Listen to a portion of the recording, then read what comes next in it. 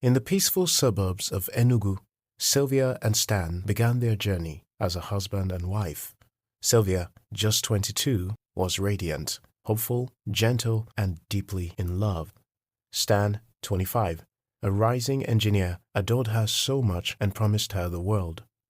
Their love was simple yet profound, built on shared dreams and laughter-filled evenings. A few months into their marriage, Sylvia discovered she was pregnant. Excitement rippled through their home like music. They were so overjoyed with expectation. Life, it seemed, was unfolding exactly as they had imagined. After 9 months of anticipation, cravings, sleepless nights, and baby name debates, the day finally arrived. Sylvia was wheeled into the delivery room. Stan paced the corridor, his hands trembling, heart pounding with excitement and nerves. Hours later, the cry they longed for never came. The doctors spoke in hushed tones. Sylvia's tired eyes searched their faces, but no words could have prepared her for what followed. Her baby, her perfectly formed, full-term baby, was stillborn. The silence in the hospital room screamed louder than any cry ever could. Stan held her hand, both of them shattered. A day later, they went home with heavy hearts and no baby. The nursery they had lovingly decorated remained unopened. The little clothes folded in drawers now felt like cruel reminders of a dream abruptly stolen. Grief moved into their home like an unwanted tenant, clinging to every memory, every corner. They seemed to move slowly but with cautious hope. Sylvia hoped for another pregnancy. A few months later, she embraced another pregnancy. This time, they were extra careful, with regular antenatal visits, prayers, and medical consultations. Yet, fate played the same cruel tune. Another stillbirth. Stan sat on the hospital bench, staring blankly ahead. Sylvia, still in her hospital gown, held the tiny lifeless body in her arms, her heart shattering all over again, wondering where she must have gone wrong. But hope is stubborn. Months later, she was pregnant again. This time, they traveled to Lagos to use the services of a well-known gynecological hospital for better medical health care. Everyone held their breath for 9 months, but again, silence. No cries, just the cold, sterile air of the hospital. It happened a third time, a fourth time. Each pregnancy ended the same way. 9 months of expectation buried under so much pain and confusion. 4 babies, 4 funerals. The tension grew unbearable. Stan grew quiet, too quiet. His once adoring eyes now flickered with frustration, confusion, and unspoken accusations. He stopped accompanying her to the hospital. He came home late. He barely spoke. Sylvia's mother, Mama Ada, couldn't hold her pain anymore. "My daughter, you are dying slowly in that house. You are losing so much weight. Come home, let me take care of you. Let this be the last." Her sister, Nneka, wept bitterly during one visit, kneeling beside her bed. "Sylvia, you've done your best. Your husband barely speaks to you now. Please don't let this marriage kill you." But Sylvia held on, still believing, hoping. She wore her pain like a second skin, numb, yet praying that someday, somehow, things would change. Sylvia sat in yet another sterile hospital hallway, the scent of antiseptic thick in the air. The walls had become familiar, like a second home she never wanted. Test after test, scan after scan, doctor after doctor. Each time, the result was the same. There's nothing wrong medically. The first time it happened, the doctors told her it happens. It might be a one-time occurrence. The second time, they advised monitoring her closely. By the third, Sylvia and Stan began demanding more answers. They ran tests on her blood, her uterus, her hormones. Everything that could be tested was tested. Nothing was found. How can a woman carry 4 children to full term and each one die at birth, yet no one can explain why? Sylvia's mother cried during one of the consultations she attended with her. In all this, Stan gradually grew quiet, cold, and distant. He no longer held her during their hospital days. He began spending more time at work, coming home late, sometimes not coming back at all. Meanwhile, Sylvia was crumbling. Her body was weak. Her spirit was even weaker. She had hoped for a breakthrough, a diagnosis, even a terrible one, just so she could finally know what the problem was. But there was nothing. Then one afternoon, her close friend, Shoma, During a visit, leaned in and whispered, "Sylvia, this isn't normal. I don't think this is ordinary. It could be spiritual." Sylvia looked at her, wide-eyed. Soon after, Sylvia began visiting prayer houses. She stood in long vigils, fasting, crying, sowing seeds of faith. Prophets laid hands on her, declaring deliverance. Some said it was a spirit husband. Others said it was ancestral curses or witchcraft from the village. When the churches gave her no peace, she turned to traditionalists. A woman in Nsukka gave her bitter herbs to bathe with at midnight. A man in Anambra told her to dig up soil from her father's compound and bring it to him. Sylvia did everything she was told, desperate for an answer, desperate to end the pain, desperate to have just one child alive. But after all the fasting, prayers, and concoctions, nothing changed. The fifth pregnancy came, and with it, the same tragic end. Sylvia was now not just broken, but utterly lost. Then she began visiting herbalists. The room was filled with the pungent aroma of burnt herbs and bitter roots. Sylvia sat in the corner of a dimly lit hut, her hands trembling as the old herbalist ground another concoction into a paste. Her eyes were hollow from lack of sleep, from crying, from hoping. "Drink this," the herbalist muttered, handing her a dark, slimy liquid. "It will strengthen the body." She winced as it burned down her throat. She had taken everything, tree barks, powders, roots, soaked in hot gin, even bathed in the river at midnight under instructions from spiritual guides, all for the sixth pregnancy. She told no one how sick she felt, how her stomach cramped, how she sometimes vomited blood, how dizzy she became after each potion. Her husband no longer asked. He simply came and went, avoiding her eyes and dodging every conversation about the baby. But Sylvia clung to the hope that this time would be different.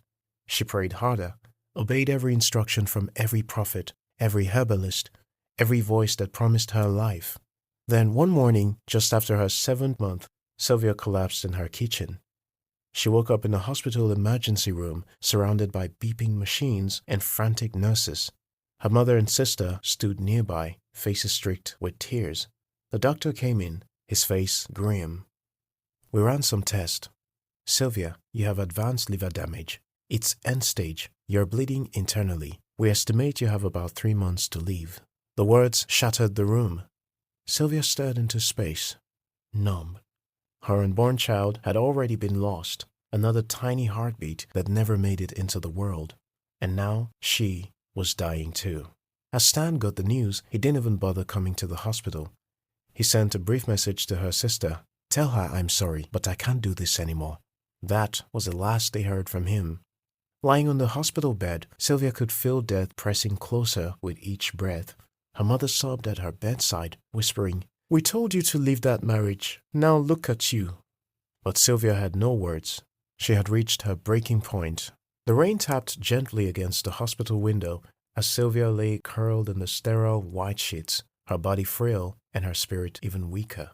The machines beside her beeped in rhythm, reminders that she was still alive, barely. Days had passed into weeks. Stan hasn't visited. No messages, no phone calls, no explanations. Just silence. Her mother sat quietly in the corner, rosary beads sliding between her fingers. Her sister busied herself with wiping Sylvia's fevered forehead, tears silently streaming down her face. One evening, as dusk dimmed the hospital room, Sylvia's sister's phone buzzed. A message. Her sister hesitated, eyes widening as she opened the photo attached. It was a picture, bright and beautiful. A picture of Stan, smiling widely in a crisp white two-piece outfit, standing beside another woman. The caption read, "She said yes. #forever with my queen." Sylvia turned her head slowly. "What is it?" she asked in a whisper. Her sister froze, trying to hide the screen, but it was too late. Sylvia reached out, took the phone, and stared. Her breath caught in her throat. It wasn't just that he had moved on, he got engaged. "So soon? Just like that?" she cried, while she lay battling death, barely able to eat, barely able to sit. The man she had fought for, wept for, nearly died for, had found someone else to begin a new life with. The photo blurred in her vision, not from the screen, but from the tears welling up in her eyes. She didn't scream, she didn't speak. She just lay back, staring at the ceiling, a single tear sliding across her cheek and down her neck. Her mother covered her face and sobbed. "We begged you," she wailed. "We begged you to leave him. You almost died for a man who never loved you enough to fight with you." Sylvia didn't respond. Her body was too tired. Her heart was too shattered.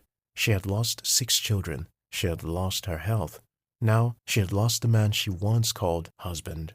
There was nothing left, or so she thought. Sylvia had stopped counting days. The hospital ceiling had become her sky. The ticking wall clock, her only sense of time. Nothing moved around her like shadows. Her mother rarely left her side. Her sister read the Psalms aloud at night, her voice cracking with every line. One morning, a new doctor walked into the room. Not a house officer, not a resident. Older, confident, and calm. Years of experience etched on his face. "Mrs. Wankwo," he said, flipping through her file. "I've gone through your test results. Something doesn't add up." Sylvia barely reacted. She had heard so many medical terms, so many promises, all leading to the same dead ends. But what she didn't know was that this time was different. The doctor, Dr. Maduka, was a visiting senior consultant from Abuja. He had seen cases like hers before. "I want you to come with me to a specialist clinic in Abuja," he said, gently. "I suspect you've been misdiagnosed." Her mother's eyes widened. "Misdiagnosed?" she echoed, unable to believe it. Within days, Sylvia was flown to Abuja in an ambulance. Lots of tests were run. Specialist after specialist examined her. Then came the truth that hit like a thunderbolt, but this time not a tragic one. "Yes, you have liver disease," the hepatologist told her, "but not end stage. It's early stage chronic liver inflammation, and it's reversible." Sylvia sat upright for the first time in weeks. Her lips trembled. "Reversible?" she whispered. A nod. "With the right treatment from our team of doctors, dietary management by dietitians, discipline and rest, you'll recover." For the first time in nearly a year, Sylvia wept, not out of grief, but relief. It was not the end, it was a new beginning. She still had a chance. Another chance at life after the raging storm. The next 6 months were battlefield.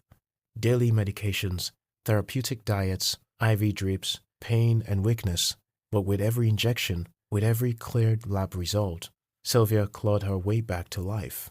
She read books, journaling her pain. Prayed again, this time not with despair, but with quiet hope. Her body grew stronger. Her face began to glow again. Her laughter returned in fragments. She was not just surviving now, she was fighting back. And she was winning. Sylvia walked out of the hospital gates with a bag in one hand and her mother's hand in the other. She had come in on a stretcher, hopeless and close to death. Now she was living healed, whole and alive. The sun felt warmer in her skin than it had in years. Even the birds singing in the trees seemed like a personal welcome back. Her road to healing wasn't just medical, it was emotional and spiritual too. She cut off old ties, deleted numbers, and stopped looking back. For the first time, Sylvia began to ask herself what she wanted from life. 6 months after her discharge, she resumed work at a small but thriving tech startup in Enugu, doing administrative work. It wasn't her dream job, but it brought routine, purpose, and most importantly, peace. And then came Chinedu, a calm-spoken, soft-smiling man who worked in the building across from hers. He was handsome and doing well for himself. He didn't come with noise or grand gestures, just warm greetings, thoughtful check-ins, and the kind of steadiness that made Sylvia feel safe again. It started as friendship. Their friendship grew effortlessly. Lunches turned into weekend trolls, conversations turned into laughter, and laughter into stolen glances. He never pressured her. Instead, he allowed her to unfold at her own pace, like a flower finding sunlight after a long, hard rain. 3 months into their courtship, Chinedu knelt quietly in her living room one evening. "I'm not asking you to forget your pain, Sylvia," he said gently. "I just want to be part of your healing. Please make me the happiest man and be my wife." "Yes, I will marry you," she said. Her eyes filled with tears, not from sadness, but from the awe of how far she had come. They got married in a simple ceremony. No flamboyance, no crowd. Just close family, friends, and a joy so real, it felt like gold in the air. Sylvia, once abandoned on a hospital bed, marked for death, now she was wearing white again, not as a broken woman, but as a living testimony. A few months after her marriage, she got pregnant. She panicked due to her experience, but with the support and love of her husband and family, she was able to pull through what seemed like the longest 9 months of her life, pampered and well taken care of.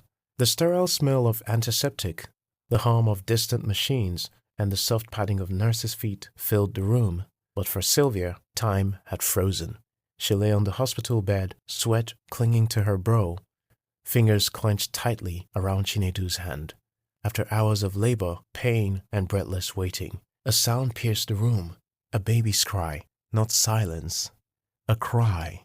A loud, healthy, urgent cry. Sylvia burst into tears before the nurse could even say a word. Chinedu's knees gave way as he crouched beside her, overwhelmed, whispering, "Thank you, Jesus," over and over again. The doctor lifted the newborn, a healthy, full-term baby boy, and laid him on her chest, warm, wiggling, alive. For a moment, all Sylvia could do was stare. This was real. He was breathing. He was alive. It felt so surreal. "I'm a mother. I, Sylvia, a mother," she whispered with tears in her eyes and a smile on her lips. She wrapped her arms around her son, as if afraid someone would snatch him away, as if she still couldn't believe God had finally answered her cries. She kissed his forehead, her lips trembling against his soft skin. "I've waited my whole life for you," she whispered. The room seemed to hold its breath with her. For her, it wasn't just birth. It was a divine vindication after years of silent cries, feelings of uncertainties, unanswered questions, and cold goodbyes. This baby was more than a child. He was a living testimony, her answered prayer, a miracle wrapped in soft blue cloth, evidence that pain can be temporary and joy, no matter how delayed, can still arrive. Sylvia named him Zikoram Machuku, meaning show the world the goodness of God in Igbo language, because through him God had shown the world what was possible. Chinedu stood at her side, eyes wet, heart swelling with gratitude, not just for the child, but for the strong, brave woman who had survived it all. She had fought death, rejection, depression, and despair, and now here she was, radiant with joy, her arms full at last. The nurses took turns peeking in just to smile at the beautiful baby boy and his glowing mother. Even the midwife who had delivered him lingered a bit longer, whispering, "This one is special. He's so handsome and perfect." And he was. Sylvia looked down at Zikora and whispered a silent promise. "I'll tell you everything someday, but for now, sleep. You are safe. You are loved, my son." A few months later, the supermarket aisles buzzed with the casual rhythm of weekend shoppers, mothers grabbing cereal, children begging for sweets, and fathers comparing prices. Sylvia strolled gracefully through the baby product section. Zikora strapped comfortably in a sling on her chest. His soft coos filled the air as she reached for a can of formula. She looked radiant, healthy, confident, and peaceful. The storm in her life had long passed, and this was her new normal, a beautiful one. As she turned into the next aisle, the past collided with the present. There, by the bottled water section, stood Stan. Time slowed. His hand paused mid-air, hovering over a pack of bottled juice. He blinked twice, his face draining of color. Beside him, a heavily pregnant woman, his new wife, chatted excitedly, unaware. Sylvia's heart gave a quick, involuntary flutter, not out of pain, but surprise. She hadn't thought of Stan in months, not since Zikora's birth had washed away the last traces of heartbreak. Stan's eyes locked onto hers. In that frozen moment, the weight of everything he had done crashed down. He had abandoned her on a hospital bed, walked away at her most vulnerable, left her for dead, and yet here he was, alive, glowing stronger than ever. She took a calm step forward. "Good afternoon, Stan," she said softly, her voice steady like still waters. He opened his mouth, but no words came. His wife turned curiously, sensing the awkward energy. Sylvia smiled at the woman and then looked back at him. "This is my son, Zikora," she added, gently adjusting the sling so the baby's face peeked through. Stan's lips trembled. The sight of the child, alive, beautiful and whole, hit him like a thunderclap. He had believed the doctors, believed in the illness and the reports. He thought she was gone. But this was not a ghost. This was a woman reborn. Sylvia gave one final look, not of bitterness, but of quiet victory. "Take care," she said, and walked away. Zechora gurgled softly as they turned the corner. Sylvia didn't look back. Stan stood rooted in place, eyes fixed on the owl long after she had disappeared. His wife nudged him, confused, but he said nothing. Because he knew he had walked away from gold and now lived with the weight of his actions. Sylvia, on the other hand, walked out of the supermarket, her head high, the warm sun kissing her skin. Her story had come full circle, not with revenge, but with grace. Because sometimes the best kind of closure is simply thriving in front of those who once doubted you. The night was still. A gentle breeze whispered through the half-open window, rustling the curtains. The moon cast a soft silver light on the walls, and all was calm inside the home. Sylvia's baby boy, Zechora, lay curled in his crib, breathing softly, his tiny chest rising and falling in perfect rhythm. Peace filled the room. Sylvia sat at the edge of her bed, her hands folded quietly on her lap. After a moment, she slid off the mattress and sank to her knees. Resting her elbows on the bed frame, she closed her eyes, exhaled slowly, and began to pray. Her voice was soft, almost a whisper, but her words carried the weight of 1,000 battles fought and won. "Lord, I thank you." Pause. "For life, for healing, for my husband, for the miracle that is Zechora. He brought me back from the edge when everyone, including the doctors, had given up." She swallowed back a tear and smiled through it. "I thank you for my mother and my sister, for never leaving me, for their love when I couldn't love myself." Another pause. "And Lord," she added, her voice even gentler now, "I pray for Stan's wife. I don't know what they're going through, but I pray you bless them with the joy you've given me. May she not experience the kind of pain that I went through. May they know peace. May they know healing. May they know the beauty of holding a child in their arms. Amen." A soft cry stirred from the crib. Zechora shifted in his sleep. Sylvia rose slowly, walked over, and gently tucked him. Then she turned to the window, looking out at the quiet city of Enugu. There was no bitterness in her heart, no anger, only gratitude. Because in her pain she had found purpose. In her loss she had found love. And in her healing she had found grace enough to bless even those who had once walked away. Sometimes the greatest blessings are born from the deepest pain. Sylvia's journey reminds us that even when life breaks us, healing is possible. That true strength is found not in never failing, but in rising again with grace in our hearts. If this story touched you, share it with someone who needs a reminder that tomorrow can still be beautiful. Don't forget to like, comment, and subscribe for more inspiring stories like this.